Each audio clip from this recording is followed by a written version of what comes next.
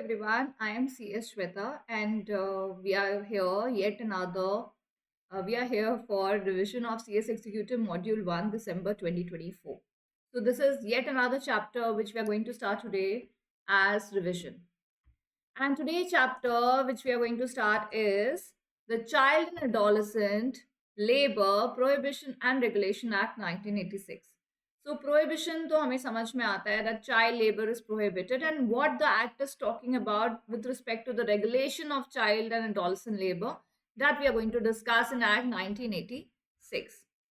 अभी you have your exams are on your head and आपको एक एक चीज़ रिवाइज करनी पड़ रही है। और मैं आपको पहले के वीडियोस में ही बता चुकी हूँ कि जो मेजर ऑब्जेक्टिव है रिविजन क्लासेस लेने का SPIL की, वो ये है कि आप जितना सुनेंगे इस समय और जितना ध्यान से सुनेंगे और मेजर मेजर बातें सुनेंगे वो आपको याद रहेंगी, right. So these classes are for your assistance while revising your SPIL।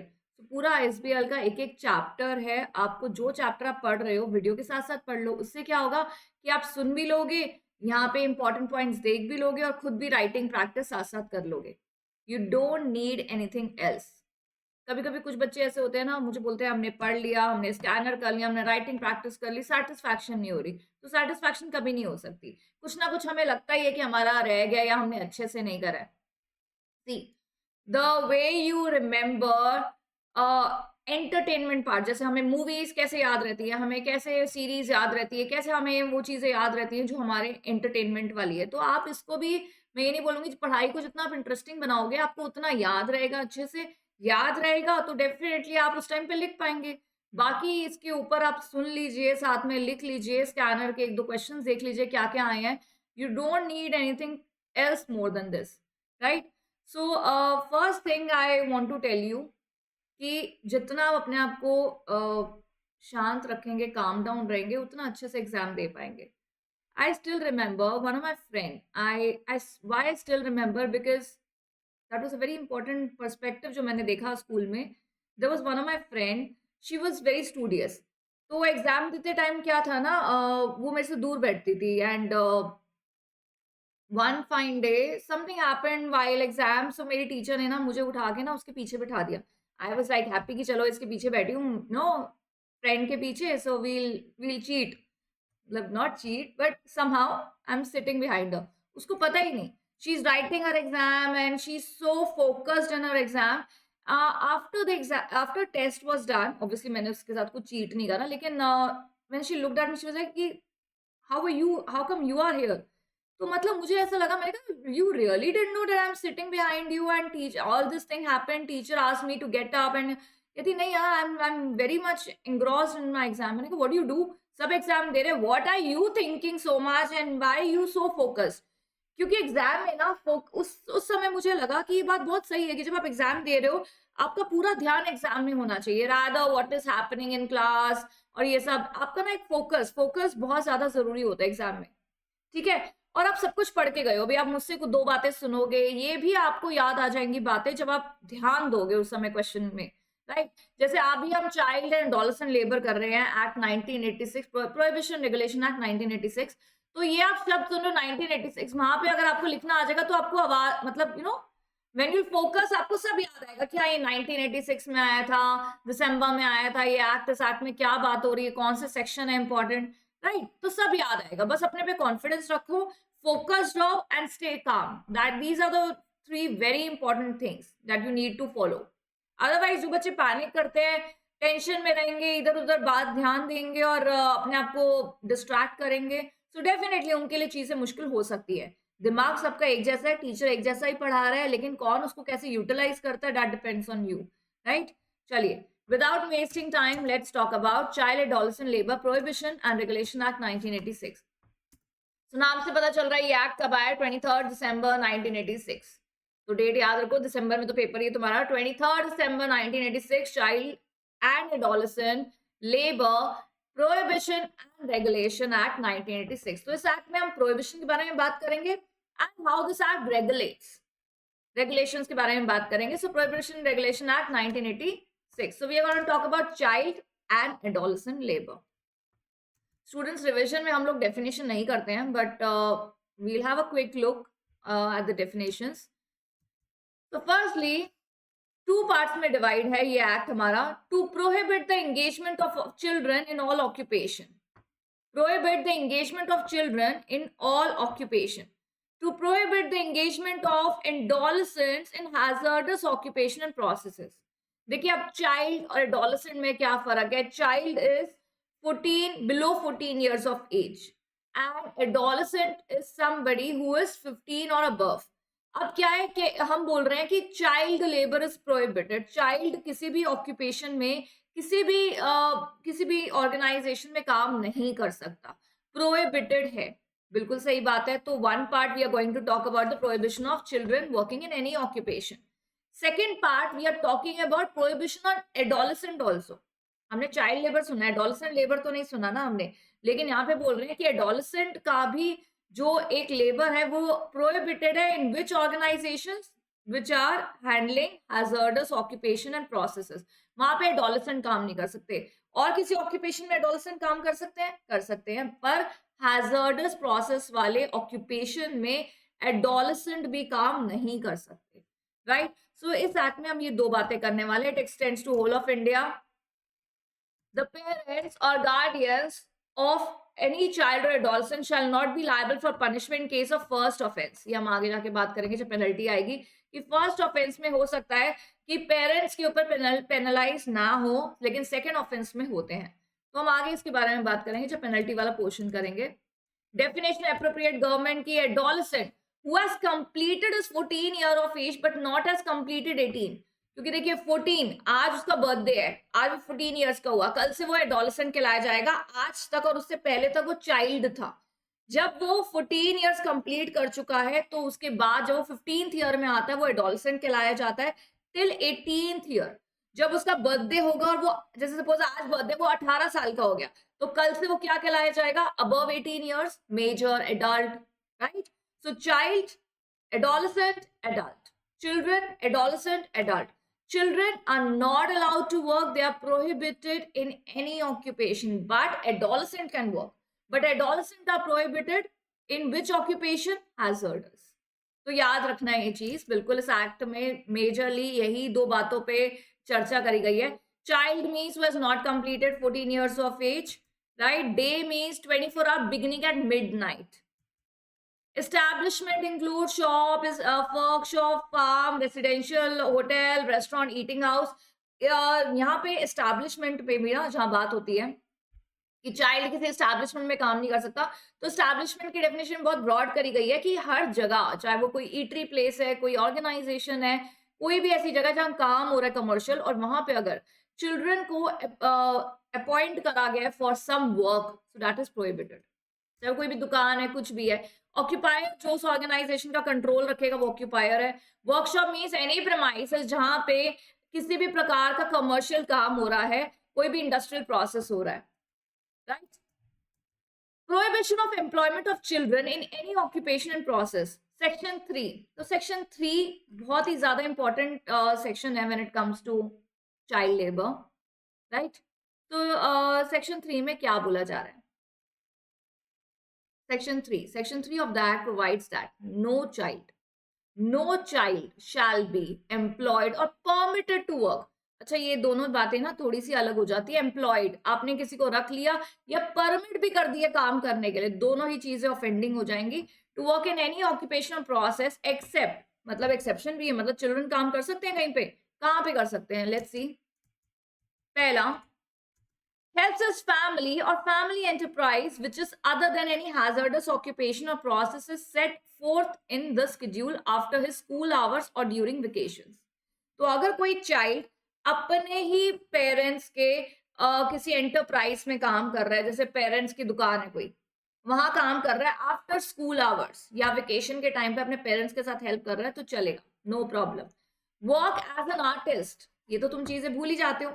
देखते नहीं हो टीवी में कितनी एडवर्टाइजमेंट आती है बच्चों की, आजकल बच्चे हमसे ज्यादा अर्न कर रहे हैं. तो ये एडवर्टाइजमेंट जो आती है बच्चों की, बच्चे मूवीज में काम कर रहे हैं, मतलब I would say children are so talented these days. They are below 14 years and they are like immensely working in movies and serials and series, right? OTT platform, ये कॉन्ट्रैक्ट करते हैं चिल्ड्रन आजकल. लेकिन कैन दे वर्क? यस, वो child labour नहीं है। नहीं, वो चाइल्ड लेबर नहीं है, एक्सेप्ट कह रहे हैं work as an artist in audio visual entertainment industry including advertisement, films, movies, television, entertainment, sports activities except the circus. उनको जोकर नहीं बनाना। Subject to condition and safety measures. तो सर्कस या किसी भी एंटरटेनमेंट इंडस्ट्री में काम कर रहे हैं, कर सकते हैं, subject to safety condition provided उनका एजुकेशन डिस्टर्ब नहीं होना चाहिए, राइट। अभी देखो इंडिया के बाहर कितना सारा ट्रेंड आ गया ना कि ओपन स्कूल एजुकेशन। कभी अपने पेरेंट्स को बोल के देखा तुमने, हमें ओपन स्कूल करा दो, हम स्कूल ना जाएं, हम वैसे ही पढ़ लें। ऐसा इतना प्रोमिनेंट कल्चर भी इंडिया में नहीं आया है, लेकिन आ गया ना तो हमें कितनी जलन होगी ना। हमने स्कूल में जा जाके धक्के खा खा के सुबह उठ उठ के हम लोग स्कूल गए हैं, और अब ये ऐसे आगे जाके ओपन स्कूल आ जाएगा तो चीजें कितनी ईज आउट हो जाएंगी। आजकल हम लोगों ने तो पॉल्यूशन में जा जाके पढ़ाइयाँ करी है, और आजकल देखो पॉल्यूशन बढ़ता है, बच्चों की छुट्टी हो जाती है। So today's kids are more lucky. चलिए, so except you can work in a family enterprise and you can work in any entertainment industry subject to safety measures. However, no such work shall affect the school education of the child at all. कौन सा section में लिखा है? Section 3। अभी ना ma'am हमें बहुत confusion हो जाती है, जब भी हम बेचारे बच्चे अलग अलग एक्ट पढ़ते हैं हमें कंफ्यूजन हो जाती है। सेक्शन 3 इस एक्ट का क्या बात कर रहा है, सेक्शन 3 ऑफ पॉश क्या बात कर रहा है, सेक्शन 3 ऑफ फैक्ट्रीज एक्ट क्या बात कर रहा है। So we really get confuse. So for that confusion, what you can do is while you are seeing the video, you are studying, अपनी नोटबुक ओपन करिए, एकदम हेडिंग डालिए employment of children in any occupation, मतलब ये sorry इस act का नाम डालिए, child and adolescent labour prohibition regulation act 1986।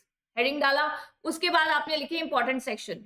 जैसे पॉश में मैंने आपको कराया था section 4 ICC, section 5 LCC, then मैंने आपको कराया था procedure for filing a complaint, report prepared by ICC LCC which is submitted to the district magistrate and employer। कुछ याद आ रहा है पॉश का?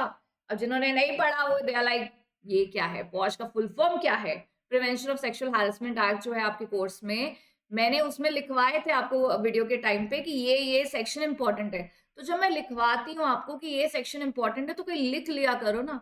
अब लिखोगे भी नहीं, ऐसा इडियोटिक बिहेव करोगे, फिर कहोगे हमें सेक्शन याद नहीं होते। So things cannot work magic in a like a magic, you have to work for it, तभी कोई चीज होती है, ठीक है ना।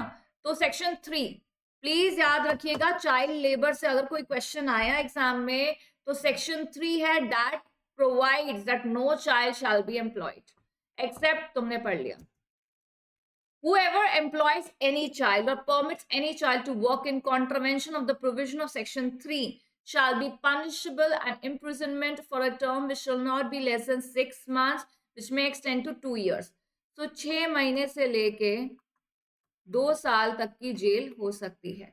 फिर तुमने पढ़ा फाइन कितना लगेगा, which should not be less than 20,000 to 50,000 तक का फाइन लग सकता है। However parents and guardian of such children shall not be punished unless they permit such child for commercial purpose and contravention। पहले तो कह रहे हैं कि पहले वाले साइड में आपने पढ़ा कि पेरेंट्स को और गार्जियन को फर्स्ट ऑफेंस में पनिशमेंट नहीं होती, और पनिशमेंट है भी तो बहुत छोटा सा फाइन है 500 रुपए का। लेकिन अगर कोई और ये चीज करता है तो 20,000 से 50,000 का फाइन लग सकता है। अभी इकोनॉमिक नेसेसिटी के तहत कोई पेरेंट आ गया अपने बच्चे को काम पे लगाने के लिए और आपने परमिट कर दिया, आपको पता है इस लॉ के बारे में, फिर भी आपने परमिट कर दिया, तो तुम्हें 6 महीने से 2 साल की जेल हो सकती है, 20,000 से 50,000 का फाइन लग सकता है, ठीक है। आगे देखिए, prohibition of employment of adolescent in hazardous occupation. अभी हमने बात करी कि ये जो हमारा एक्ट है इसमें 2 बड़ी मेजर बातें करी गई हैं। पहली, prohibition of children in any occupation, वो तुमने सेक्शन 3 पढ़ ही लिया।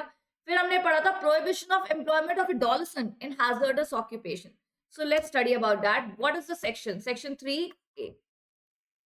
तो 2 सेक्शन जब मैंने आपको शुरू में बोला कि these 2 points are very prominent points in this act, prohibition of children in any occupation, prohibition of adolescent in hazardous occupation, तो इन दोनों के सेक्शन याद रखने हैं, 3 and 3A। अब याद कैसे रखें? देखो सेक्शन को याद करने के लिए आप एक ही चीज कर सकते हो, अपने आप को एक रिपीटेटिव मोड में लाओ। वो सेक्शन 3 था, 3A था, फिर बुक्स बंद करो, शाम के टाइम अभी पढ़ रहे हो ना, एक क्लास सुबह पढ़ रहे हो तो शाम को पूछना अपने आप को, शाम को पढ़ रहे हो तो दिन में या रात में सोने से पहले अपने आप से पूछना, ये जो हमने एक प्रोहिबिशन ऑफ चाइल्ड लेबर आज पढ़ा है इसका सेक्शन क्या था, अपने आप से पूछना जरा, देखना क्या आंसर मिलता है। मैम गलत ही मिलेगा, हम तो कंफ्यूज इंसान है, हमें तो वैसे सेक्शन याद नहीं होते। पर पूछ के देखना ना अपने आप को, एक बार ये वीडियो देखने के बाद अपने आप को 2 घंटे या 3 घंटे के बाद ask yourself this question, what was the section of child labour.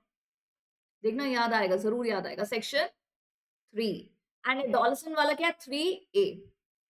अगर नहीं भी याद रहा है कोई ग्लिच की बात नहीं है, वापस आके देख लेना, पीडीएफ ओपन करके देख लेना, कोई प्रॉब्लम नहीं है। It provides that no adolescent shall be employed or permitted to work in any hazardous occupation or process set forth in the schedule. तो इस एक्ट के जो स्केड्यूल में जो जो हैजर्डस प्रोसेस दिए हुए हैं, कोई भी एडोलसेंट उसमें काम या उस ऑक्यूपेशन में या उस किसी भी प्रोसेस में अगर काम करता हुआ दिखा या परमिट करा गया, so that will attract a penalty of section 3A, right. मुझे याद है मैंने एक बार एक मतलब ऑफलाइन क्लास में बच्चों को बहुत बड़ा क्वेश्चन दिया था। एक बड़ा सा क्वेश्चन, एक वही पैसेज फॉर्म ऑफ क्वेश्चन दिया था कि एक पर्सन है, उसका नाम राजू है, उसकी फैक्ट्री है, उसके फैक्ट्री में इतने लोग काम करते हैं, उसने एक मिस्टर एक्स को एक बच्चे को रखा है, वो इज 15 ईयर्स ऑफ एज। फिर ऐसे करके मैंने क्वेश्चन लास्ट में पूछा हुआ है कि क्या ये बच्चा परमिट है to work, he is 15 years old. और बीच में मैंने यहाँ पे लिखा हुआ है कि राजू क्या काम करता है, उसका जो ऑक्यूपेशन है वो इस शेड्यूल में नहीं आता है, इसका मतलब हैजर्डस प्रोसेस नहीं है, तो बिल्कुल एडोलसेंट काम कर सकता है। तो अगर आपको ऐसा कोई क्वेश्चन भी आ जाता है पैसेज फॉर्म का, सो फैक्ट्स क्लियर है तो हम कैसे भी आंसर लिख लेंगे ना। अगर हमारे फैक्ट्स क्लियर है तो हमसे कैसे भी क्वेश्चन पूछ लो, डायरेक्ट पूछ लो, इनडायरेक्ट पूछ लो, पैसेज दे दो, कॉम्प्रिहेंशन दे दो, will be able to right.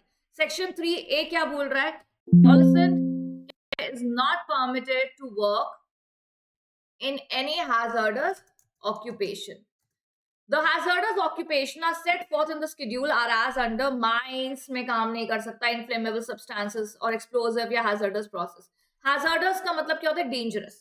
अब dangerous को आप कैसे define कर सकते हो, कोई भी चीज, जो चीज आपके लिए डेंजरस है शायद मेरे लिए डेंजरस ना हो, जो मेरे लिए मैं इसको डेंजर समझती हूँ आपको शायद वो डेंजरस ना लगता हो, वेरी सब्जेक्टिव चीज है। लेकिन हैजर्डस सब्सटेंसेस और हैजर्डस प्रोसेस के बारे में इस एक्ट के शेड्यूल में दिया गया है, लिस्ट दी गई है। अगर आपका ऑक्यूपेशन उस लिस्ट में फॉल करता है then make sure no adolescent shall be permitted to work in that occupation. कहाँ लिखा है, सेक्शन 3A में। कौन से act, child and adolescent labour Prohibition and Regulation Act 1986. Whoever employs any adolescent or permits any adolescent to work in contravention of Section 3A shall be punishable with imprisonment, shall not be less than 6 months, which may extend to 2 years, same, and fine, or with fine, which shall not be less than 20,000, which may extend to 50,000. Same penalty है। क्या ये penalty याद रहेगी तुमको, याद रहेगी, बिल्कुल याद रखनी पड़ेगी आपको। अगर चाइल्ड लेबर को लेके कोई भी एग्जाम में क्वेश्चन आता है, प्लीज पेनल्टी ध्यान रखना। एग्जाम के एंड में नहीं, क्वेश्चन अगर कोई भी इस चैप्टर से आता है तो आप एंड एक क्लोजर पेनल्टी के साथ दे सकते हो। देखो पेनल्टीज ना कभी भी ऐसे एक ब्रॉड क्वेश्चन में नहीं आती। कभी भी आपने ऐसा क्वेश्चन नहीं देखा होगा 4 नंबर का, 6 नंबर का, कि write down the penalties under this section, ऐसा नहीं आता है। लेकिन क्या है ना, पेनल्टीज पूछ ली जाती है छोटे एक नंबर के क्वेश्चन में, या फिर आपको एज अ कंक्लूजन या क्लोजर, आंसर के क्लोजर में लिखनी पड़ सकती है। So please remember, right. चलिए, hours and period of work. No adolescent shall be required or permitted to work in any establishment in excess of such number of hours as may be prescribed for establishment. तो पहले तो देखो 3 में तो बोल रहा था चिल्ड्रन तुम तो काम करोगे ही नहीं, 3A में बोल रहा है कि एडोलसेंट तुम काम कर सकते हो पर हैजर्डस ऑक्यूपेशन में नहीं कर सकते हो। लेकिन अगर तुम काम कर रहे हो तो तुम्हारे पीरियड ऑफ वर्क इस एक्ट में बताए गए, क्योंकि रेगुलेशन भी तो बता रहा है ना ये एक्ट, प्रोहिबिशन तो तुमको बता दिया 3 और 3A में। And now how things will regulate, that we are going to discuss. The period of work on each day shall be so fixed that no period, कह रहे period of work ऐसा fix होना चाहिए adolescent के काम में कि no period shall exceed 3 hours and no adolescent shall work for more than 3 hours before he has had an interval for rest of at least 1 hour.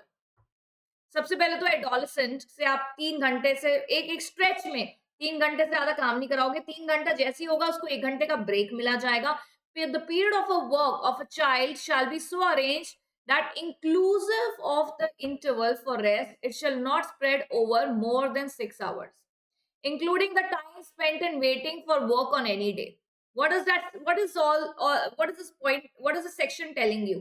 एक बच्चा है, एडोलसेंट है, वो काम कर रहा है, कर सकता है वो काम?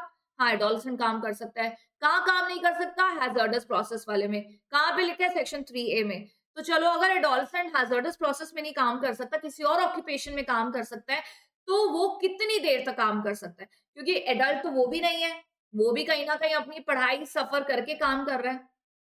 तो मैम, जब पढ़ाई सफर कर हो रही है तो एक्ट बोल ही क्यों कर रहा है काम करने को? तभी तो आप घंटे देखो ना, आवर्स देखो आप काम के। एडोलसेंट के आवर्स देखो, क्या एडल्ट जितने आवर्स हैं? No, not at all. Child को तो परमिट नहीं है। एडोलसेंट देखो, बोला जा रहा है कि आप किसी की ना इकोनॉमिक कंडीशन को कंट्रोल नहीं कर सकते हो। somebody who is so economically क्या मैं बोलूं, एक इकोनॉमिकली इतना ड्रेन्ड है कोई, जिसको जिसके पास खाने के लिए पैसे नहीं है, अब आप उसको और बोलो नहीं, बच्चे को काम करने नहीं देना। देखो, चाइल्ड को काम करने नहीं देना हमारे कॉन्स्टिट्यूशन में भी लिखा है, यहाँ पे भी एक्ट है हमारे पास जो बोल रहा है children shall not be working, they shall not be allowed to work in any occupation. Adolescent कह रहे काम कर सकता है, 15 से 18 के बीच में वो बिल्कुल काम कर सकता है। हैजर्डस प्रोसेस नहीं होना चाहिए, क्योंकि वो भी कहीं ना कहीं अभी एडल्ट नहीं हुआ है, राइट। एडोलसेंट के वर्किंग आवर्स देखो कितने हैं। पहले तो बोल रहे 3 घंटा काम कर सकते हैं एक स्ट्रेच में, फिर 1 घंटे का ब्रेक देना जरूरी है, ठीक है। उसके बाद वो 2 घंटे और काम कर सकते हैं। क्यों मैंने बोला 2 घंटे? 3 घंटा काम करा, 1 घंटे का ब्रेक, 4 घंटे, उसके बाद और 2 घंटे काम कर सकते हैं, टोटल 6 घंटे हो गए। और 6 घंटे से ऊपर तो उसको आप रोक ही नहीं सकते हो। Understand? So 6 hours, the working hours should be spread in a way that it shall not exceed 6 hours, including the interval period. And interval period is 1 hour. तो टोटल कितना हो गया? 6 घंटा काम। वो 6 घंटा आपके पास रुक सकते हैं, जिसमें वो कितना घंटा काम कर रहा है? 5। ठीक है ना। अगर तुमने एडोलसेंट को वेट करा दिया 1 घंटा, तो वो भी इंक्लूड हो जाएगा, उसका उसका क्लॉक स्टार्ट हो जाएगा the moment he reach your organisation. क्योंकि एडोलसेंट है भाई, उसके भी अपने काम है, एजुकेशन है, आप उसको इतना टैम्पर नहीं कर सकते उसकी इन चीजों को। And so you have to take care of the working hour of adolescent. This section also stipulates that 3 things जो बहुत जरूरी है। No adolescent shall be permitted to work between 7 p.m. and 8 a.m. No adolescent shall be permitted to work between 7 p.m. and 8 a.m. मतलब 7 बजे के बाद तो आप उसको रोकोगे ही नहीं, सुबह 8 बजे तक का ये नहीं कि लेट नाइट काम हो रहा है, वो नहीं होगा। No adolescent shall be required to permitted to work over time. बिल्कुल नहीं, चाहे तुम उसको ओवर टाइम के पैसे दे दो, तब भी आप ओवर टाइम नहीं करा सकते। नो एडोलसेंट, पहला कीवर्ड याद रखना, ओवर टाइम। ये 7 p.m. to 8 a.m. 7 p.m. to 8 a.m. ये वैसे याद रखो, तुम्हारी मम्मी तुम्हें रोकती है 7 बजे के बाद घर से निकलना, है ना। नहीं, हमारे साथ तो ऐसा कुछ नहीं, आपके जमाने में होता होगा, लेकिन फिर भी याद रखना 7 p.m. to 8 a.m. Right. Overtime work नहीं करना। No adolescent shall be required और permitted to work in any establishment which he has already been working in another establishment। अब यहाँ पे क्या हो सकता है, एक पेरेंट है, वो कह रहा है एडोलसेंट तू एक काम कर, तेरा जो वर्किंग आवर है ना, तू एक मिस्टर एक्स के अंडर भी काम कर ले 5 घंटा, मिस्टर वाई के अंडर भी काम कर ले 5 घंटा, तो पूरा दिन स्प्रेड हो जाएगा, अलग अलग जगह से सैलरीज आ जाएंगी। तो ये ऐसा नहीं होना चाहिए। लॉ में कह रहे हैं कि अगर ऐसा हुआ तो ये भी that will be a contravention of the provision of this act and so you shall be punished. So आपको ये नहीं करना है, एडोलसेंट को एक ही एस्टैब्लिशमेंट में काम कराना है। अगर आप करा रहे हो तो ही और she shell not be working in 2 other establishments, right. Working hour के बारे में बात हो गई है। उसके बाद वीकली हॉलीडेज के बारे में बात कर लेते हैं। As per Section 8, every adolescent employed in any establishment is entitled to each week, हर एक हफ्ता, a holiday of 1 whole day, which day be specified by the occupied notice permanently in conspicuous place in the establishment। Conspicuous place का मतलब होता है ऐसी जगह, जैसे आप किसी जगह पे काम करने जा रहे हो और पिलर के पीछे एक छोटा सा नोटिस लगा हुआ है, किसी को दिख ही नहीं रहा, तो वो conspicuous place नहीं। Conspicuous place means the place where it can be seen by everyone, right. तो ऐसी जगह पे नोटिस होना चाहिए कि हमारे ऑर्गेनाइजेशन में वीक ऑफ मतलब मंडे को होता है या संडे को होता है या सैटरडे होता है या जिस भी दिन होता है, आपको सबको बताना है। और आपने एक बार तय कर दिया तो उसको आप 3 महीने में एक ही बार चेंज कर सकते हो। देखो जो वो काम कर रहे हैं उनका भी अपना एक लाइफ है ना। अब तुम बोल रहे हो इस हफ्ता मंडे छुट्टी, अगला हफ्ता बोल रहे हो ट्यूसडे छुट्टी, ऐसा नहीं हो सकता। आप एक ही बार वीक ऑफ बताइए, उसका नोटिस लगवाइए, एंड अगर चेंज करना है तो कर सकते हैं, पर 3 महीने में एक बार, हर बार ये नहीं हर महीने हर हफ्ता चेंज कर रहे हो, no. Notice to inspector. Section 9 provides that every occupier in relation to an establishment who employs or permits to work any adolescent shall within a period of 30 days. Every occupier, notice to inspector, ये कौन सा inspector है, कौन सा inspector की बात हो रही है यहाँ पे? The inspector who is in charge of those establishment in that area. वहां के इंस्पेक्टर को आप एक नोटिस भेजेंगे कि हमने इस एडोलसेंट को इस काम के लिए रखा गया, उसके आईडी प्रूफ के साथ 30 दिन के अंदर अंदर from the date of employment send to the inspector जिसके लोकल लिमिट्स में वो एस्टैब्लिशमेंट सिचुएटेड है।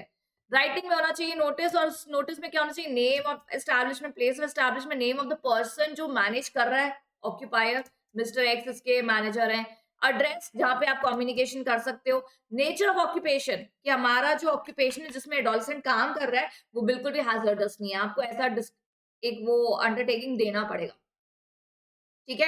ये अंडरटेकिंग देने से क्या होता है ना, और नोटिस देने से क्या होता है, कल को अगर ऐसी चीज कोई पकड़ी गई, इंस्पेक्टर ने एक बार इंस्पेक्शन करते समय अगर ऐसा कुछ पा लिया, तो वो कहेगा पहले तो तुमने मुझे नोटिस नहीं भेजा, दूसरा तुमने इसको रख कैसे लिया, तीसरा हैजर्डस प्रोसेस में कैसे रख लिया, राइट? तो ये सब चीजें ये this is a part of compliance which you shall do, right? If you will employ any adolescent for work, कितने दिनों में? 30 दिनों में।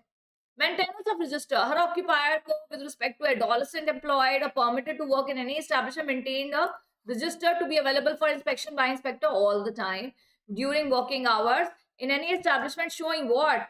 Name, birth of every adolescent with ID proof or birth certificate, जिससे पता चले ना कि हाँ भैया ये इतने साल का है। जैसे आजकल आप देखते हो, मैंने देखा है जो जिनकी somebody who is like 45-50 years old, वो मुझे आजकल 30-35 के दिख रहे हैं, और जो एक्चुअल में 25-25 साल के बच्चे हैं ना, they are looking like 40। Trust me, अभी 2 दिन पहले I went somewhere and there was a girl and I could not believe her to be in 12th standard, not at all. जब तक मैं वहाँ पे वॉक कर रही थी और मैंने उसकी बातें सुन ली कि ये प्रोजेक्ट सबमिट करना है, फिर तू स्कूल कितने बजे आएगी, आई वाज लाइक ये स्कूल में पढ़ती है, ऐसा कैसे? Why so much maturity. So आजकल बच्चे बहुत बड़े-बड़े लगने लग गए हैं, तो सबका ये रजिस्टर में प्रॉपर आईडी प्रूफ होना चाहिए, right? Hours and period of work कितना कर रहे हैं एडोलसेंट, क्या नेचर ऑफ वर्क कर रहे हैं, all the particulars that may be that need to be maintained by the occupier, वो आपको मेंटेन करना है रजिस्टर। आप ये नहीं बोल सकते हम तो भूल गए, इसने करना था रजिस्टर मेंटेन, वो कह रहा है उसने करना था रजिस्टर मेंटेन, वो कहेगा मैंने तो उसको बोला था रजिस्टर मेंटेन करने के लिए, ऐसा नहीं, आपको रजिस्टर मेंटेन करना है, right? Display of notice containing abstract of section 3 and 14। What is 3A section? क्या पढ़ा हमने इस 3A में? एडोलसेंट के बारे में। अच्छा, बच्चे कहते हैं मेरी हैंडराइटिंग समझ में नहीं आती। यस, नहीं आती होगी क्योंकि मेरी हैंडराइटिंग खराब है, एंड मैंने सुना है कि जिनकी हैंडराइटिंग खराब होती है उनकी नेचर अच्छी नहीं होती है ना? ऐसा मैंने अपने बारे में सिर्फ अपने हस्बैंड से सुना है। वो मुझे डायरेक्ट तो बोल नहीं सकता that you don't have a good nature, मुझे बोलता है जिनकी हैंडराइटिंग अच्छी नहीं होती ना, उसने भी कहीं से सुना है। I hope this is not right because I am a very good person. Anyway, adolescent के बारे में सुना है सेक्शन 3A में। 14 में सुनते हैं, 14 में क्या है? Every railway administration and port authority occupier shall cause to be displayed in conspicuous accessible place at every station on railway or within the limits of port or any place of work, as case may be, notice in the local language and in English newspaper containing abstract of section 3A and 14।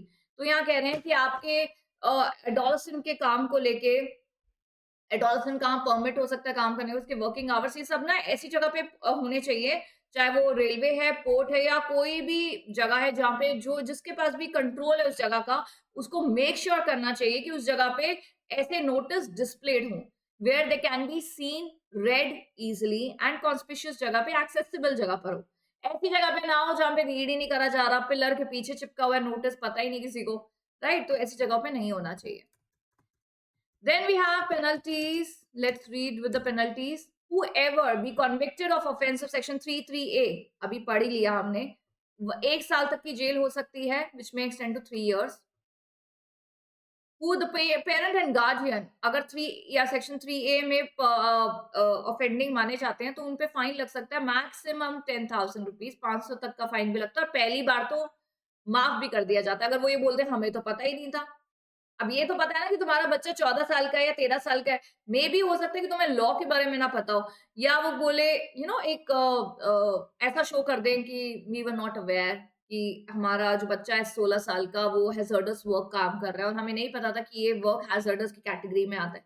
हो सकता है, तो उनको punish नहीं करा जाता first offence में। Whoever fails to comply with contravene any provision or rules made thereunder shall be punishable with simple imprisonment which may extend to 1 month or fine which may extend to 10,000 rupees or with both। ठीक है, तो कह रहे हैं whoever, ये parent guardian वाला है, ये कह रहे हैं कि whoever और यहाँ पे भी whoever में क्या आ रहा है ना, देखो आपको पेनल्टी याद रखनी है सेक्शन 3 और 3A को, जो भी अगर कॉन्विक्ट कॉन्ट्रवीन कर रहा है तो उनकी पनिशमेंट 6 महीने से लेके 1 साल तक हो सकती है, 2 साल तक भी जा सकती है, 3 साल तक भी जा सकती है, विच मेक्स 10 to 3 years। अभी आप बोलोगे जो हमने पहले पढ़ा था वो क्या था? वो था permitted to work, any employer की पेनल्टी। ये है हूएवर, दोनों। अब आप बोलोगे मैम अभी आपने सेक्शन 3 पढ़ाया, 3A पढ़ाया, वहां पे तो बताया 6 महीने से 2 साल तक की पेनल्टी होगी, 20,000 से 50,000 तक का फाइन लग सकता है। बिल्कुल सही बात है, वहां पे बात हो रही है जिसने परमिट कर दिए काम करने को। यहाँ कह रहे हैं कि कोई भी ऐसा जो इन्वॉल्व है इस चीज में सेक्शन 3 और 3A के कॉन्ट्रवेंशन में, उसको 3 साल तक की जेल हो सकती है। ठीक है, राइट। और फाइन कितना लग सकता है? 10,000 रुपीज तक का पेरेंट एंड गार्डियन के ऊपर। और whoever contravene any provision of the act, कोई भी प्रोविजन अगर तोड़ते हैं, चाहे रजिस्टर मेंटेन नहीं करा ऑक्यूपायर ने या नोटिस नहीं दिया इंस्पेक्टर को, तो ये वाली बातें किस में आ जाती है? कोई भी सेक्शन अगर कॉन्ट्रवीन करा है देन 1 मंथ तक की आपके इम्प्रिजनमेंट हो सकती है एंड फाइन आपके ऊपर 10,000 तक का लग सकता है। Right, please read the penalties. Closure देने के लिए penalties are important. District magistrate to implement the provisions. Section 17A of the Act provides that appropriate government may confer powers and impose such powers on district magistrate as may be necessary to ensure that the provision are properly carried out, and the DM may specify the officer subordinate to him who shall exercise the power। अच्छा, DM district magistrate के बारे में हमने 2-3 बातें सुनी हैं अलग अलग एक्ट में। हमने फैक्ट्रीज एक्ट में सुना है कि जो एक डिस्ट्रिक्ट डीएम जो होता है, he shall be considered as the inspector when it comes to factories act. हमने पॉश में सुना है कि डिस्ट्रिक्ट मजिस्ट्रेट जो होते हैं, कलेक्टर जो होते हैं, डेप्यूटी कलेक्टर जो होते हैं, वो लोकल कंप्लेंट कमिटी फॉर्म करते हैं under prevention of sexual harassment. यहाँ पे हमने सुना है कि जो डीएम होते हैं, चाइल्ड एंड एडोलेसेंट लेबर के केस में अगर कोई भी ऐसा केस होता है या कॉन्ट्रवेंशन होता है या कोई कंप्लेन आता है या इंस्पेक्शन के लिए जाना है, तो DM appoint the authorised officer. Right, तो मैं ये नहीं बोलती कि आप अलग अलग एक्ट का खिचड़ी बना लो, बट अलग अलग एक्ट में क्या क्या बात करी गई है अपने आप को एक ब्रश अप तो कर लिया करो ना। Why are you scared of like brushing up? कितने बच्चे ऐसे होते हैं, मैं जैसे उनको बोलती हूँ ना कि पढ़ने के बाद आस्क क्वेश्चन टू योरसेल्फ। नहीं नहीं मैम, हमें ना डर लगता है, हम अपने आप से पूछते हैं तो हम ना सही आंसर नहीं दे पाते अपने आप को, हमारा कॉन्फिडेंस लूज हो जाता है। अपने आगे भी कॉन्फिडेंस लूज हो जाता है, मतलब किसी और के आगे तो क्या करना है तुमने, अपने खुद के सामने भी कॉन्फिडेंस लूज हो जाता है तुम्हारा। ऐसे ही this is something really absurd. आपको ये जो एक सेल्फ असेसमेंट होता है ना, this is one of the biggest assessment I would say. Teacher तुमसे क्वेश्चन पूछ रही है, वाइवा ले रही है तुम्हारा, तुमने गलतियां कर दी, ठीक है तुम भूल गए, लेकिन जब तुम अपने आप से क्वेश्चन पूछते हो ना और गलती कर देते हो, तो फिर आप कभी नहीं भूलते हो, नेवर। बहुत छोटे-छोटे एक्सपेरिमेंट्स होते हैं भई। आपको अभी मैं एक रेसिपी बताऊँ कि ऐसे मैगी बनानी है। यार मैगी की तो क्या रेसिपी है, तुम सबको आता है और अलग-अलग अतरंगी तरीके से भी लोग मैगी बना देते हैं। One of my student she told me कि मैम मैं ना एग्ज़ाम टाइम पे ना चॉकलेट मैगी बहुत खाती हूँ। मैंने कहा chocolate Maggi? How do you make that? I mean what is that chocolate Maggi? तो वो मैगी मसाला नहीं डालती, वो मैगी जब बिल्कुल वो पानी में उबल जाती है ना, उसको निकाल के उसके ऊपर चॉकलेट सॉस डालती है। तो मेरे को ना ऐसे वॉमिट फील होने लग गया जब उसने मुझे ये चीज़ बताई ना। मैं कहा छी! मैगी को तो मैगी रहने दो, भई कुछ भी। चॉकलेट, मोमोज़, ये चीज़, वो चीज़, पता नहीं क्या-क्या ही आ गया, एक्सपेरिमेंटिंग टू मच। एंड अगर आप ये जो नूडल्स खाते हो ना इतनी ज़्यादा स्पाइसी और ये सब, अगर आप एक एक पर्टिकुलर चाइनीज़ रेस्टोरेंट चले जाओगे ना, वहाँ पे बिना नमक का मिलेगा तुमको। Because noodles was supposed to be like this. ये तो हमने इतना नूडल्स को तंदूरी, ये वो पता नहीं क्या-क्या बना दिया है। एनीवे, मैम भूख लग गई है, एक तो वैसे ही इतना स्ट्रेस हो रहा है एग्ज़ाम में, स्ट्रेस मत लिया करो। Handle your stress. स्ट्रेस क्या करें? अभी स्ट्रेस कोई मार्केट में तो चीज़ है नहीं जो हम लेकर आ गए मैम, ये तो अपने आप ही हो रहा है हमें, which is a very common trait और होना भी ज़रूरी है। थोड़ा बहुत स्ट्रेस ना थोड़ा ज़रूरी होता है, स्ट्रेस से ही ना हम काम कर पाते हैं। जब हमें स्ट्रेस नहीं होता ना, ज़्यादा ही रिलैक्स हो जाते हैं हम, तो हम अच्छे से अपना जो एक पोटेंशियल है उसको भी यूज़ नहीं कर पाते हैं। तो स्ट्रेस होना ज़रूरी है, बट स्ट्रेस को it shall not dance on your head, that it shall not overload you कि आप बस इतना स्ट्रेस ले चुके हो कि जो पढ़ा है वो भी भूल गए हो।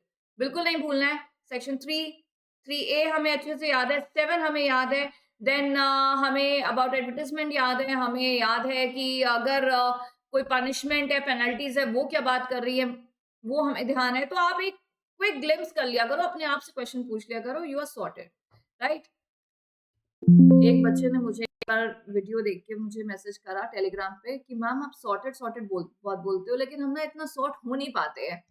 हम क्यों नहीं हो पाते सॉर्ट? देखो, it's not only about studies. There are a lot of situations where you really need to handle. And हर किसी का तरीका अलग होता है। शायद मैं जो तरीका आपको बता रही हूँ कि you can destress yourself like this may not work for you. What work for you do that ना। I am no one to give you a lecture about कि अपने आप को कैसे डी स्ट्रेस करना है, या आपको अच्छे से पता है कि अपने आप को कैसे मोटिवेट करना है और अपने आप को कैसे डी स्ट्रेस करना है। ठीक है, हर किसी के लिए मोटिवेशन अलग होती है, लेकिन आप इतना समझो कि अगर आप एक कोर्स में आए हो, पढ़ रहे हो, पेपर क्लियर करना है, then you have to make sure कि आप उस ऑब्जेक्टिव को अपने सामने रखें। As I say vision is something very important. I am really very close to this word vision. Vision. Do we not visualise everything? हम अपने आप को कितना विजुअलाइज करें? अगर आप अपने आप को एक विजुअलाइज करोगे ना that you have become a company secretary one day, you are earning good, you have a good job, you have a good car, everything, that will motivate you.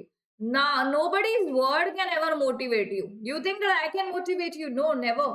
It's you only who can motivate your own self.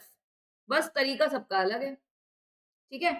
चलिए anyway, I would really request you that please see all the videos, do all the chapters of SBIL. I definitely assure you that will make your revision very, very easy, especially for SBIL. Right? Chaliye, I'll see you in the next class with one more chapter revision. Until then, please study really well, stay calm, de-stress yourself, don't take too much pressure, and do well. All the best. Thank you so much.